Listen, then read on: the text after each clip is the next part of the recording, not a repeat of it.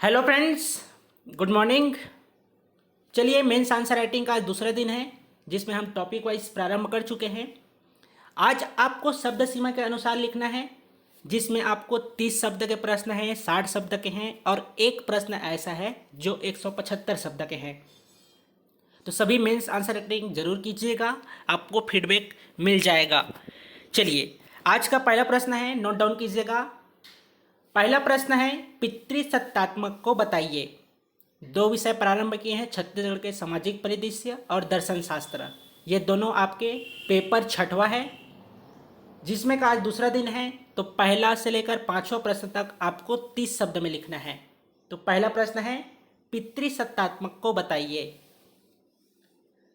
दूसरा प्रश्न है, धार्मिक सहिष्णुता का आशय बताइए।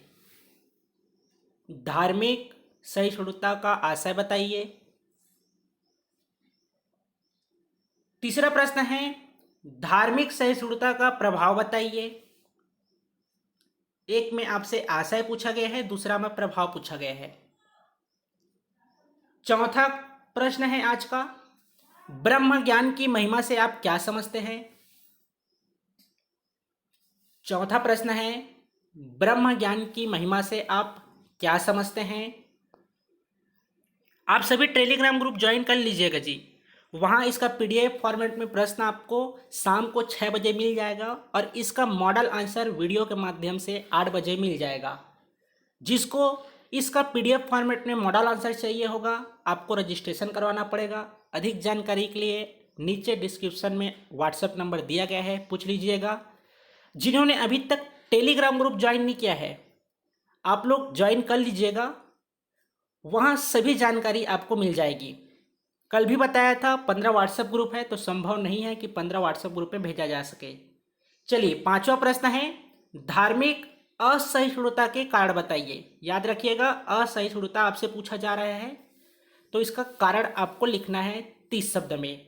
तो ये स्क्रीनशॉट लेना चाहें तो ले लीजिए। पहला से लेकर पांचवा प्रश्न तक आपके 30 शब्द के प्रश्न हैं। चलिए, छठवां प्रश्न है, घोटुल को समझाइए।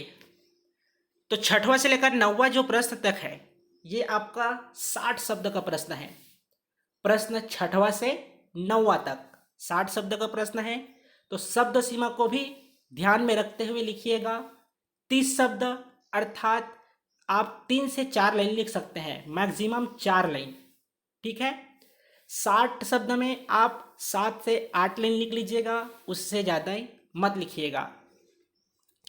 चलिए, छठवां प्रश्न लिखिएगा। छठवां प्रश्न है, घोटुल को समझाइए। सभी जनजाति में पढ़ते हैं, घोटुल को समझाइए, ये आपका छठवां प्रश्न हुआ। सातवां प्रश्न है, उड़रिया विवाह किसे कहते हैं। इसको भी आपको 60 शब्द में लिखना है। कल आपसे विवाह पूछा गया था, उसी के अंतर्गत उड़रिया विवाह आपको बताना है 60 शब्द में। आठवां प्रश्न है, गोत्र क्या है। गोत्र का विभाजन देवताओं के आधार पर कीजिए।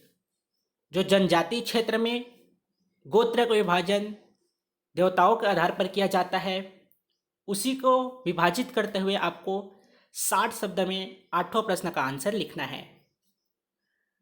9वां प्रश्न है, हल्बा जनजाति पर टिप्पणी लिखिए।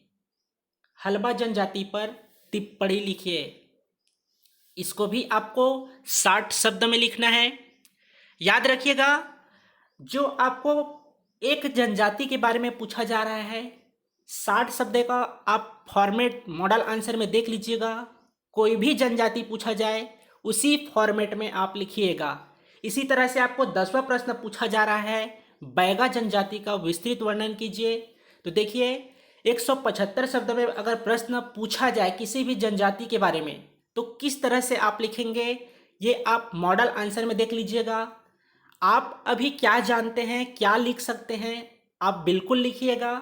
जिनको भी फीडबैक प्राप्त करना होगा, आप रजिस्ट्रेशन करवा लीजिएगा। 149 टेस्ट होना है, तो 149 टेस्ट का 149 रुपये रजिस्ट्रेशन शुल्क रखा गया है।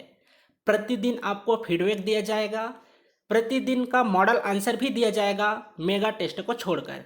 तो 120 आपका टॉपिक वाइज टेस्ट है, तो उसका आपको पीडीएफ मिल जाएगा। ठीक है, और नोट्स बनाते चलिएगा। भविष्य में आप कभी भी मेंस का एग्ज़ाम देंगे तो रिवीजन करने में बहुत उपयोगी साबित होगा। तो 10वां प्रश्न है आपका, बैगा जनजाति का विस्तृत वर्णन कीजिए, 175 शब्द में बताना है। तो इस तरह से रहा आज का टॉपिक वाइज का दूसरा दिन का प्रश्न। इसका मॉडल आंसर आपको रात को 8 बजे मिल जाएगा।